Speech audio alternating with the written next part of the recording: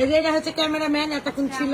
খালা এসছে বলে আমি খেতে পাচ্ছি, আপনি এসছেন বলে আমি খেতে পেলাম, নাহলে আমার নাহলে কি তোকে আমরা খাইতে দিই না? কিন্তু এতগুলো আইটেম করতে না। যেখানে মাছ আছে, পটল আছে, সবজি আছে, গরুর মাংস আছে, সালাদ আছে। আমার আম্মুর হাতে রান্না কিন্তু অনেক মজা, না খাইলে আসলে বুঝতে পারবেন না আপনারা। অনেক ছোট ছিল যখন আমরা গেছিলাম, এখন তামান্না বিয়ে শাদী করে 2015-তে গেছিলাম না? হ্যাঁ অনেক ছোট ছিল। কি রান্না হয়েছে সব দেখো। অনেক কিছু রান্না করছে আম্মু। এটা খালার অনেক পছন্দের, এই যে কাঠুয়া ডাঁটা, তরই, পটল, আলু, তারপরে এই যে মাছ, পটল ভাজা, গরুর মাংস। তবে আম কিন্তু ভাত দিয়ে খাওয়ার জন্য না, আম আমি খাচ্ছিলাম, এই জন্য রাখা আছে এখানে। সারাদিন আমের উপরে আছি আমরা, 60 বছর বাড়িতে আম হয়ে আছি। তামান্নার বাড়ির আম তো, তামান্নার গাছের, এই জন্যই। বাড়িতে আম।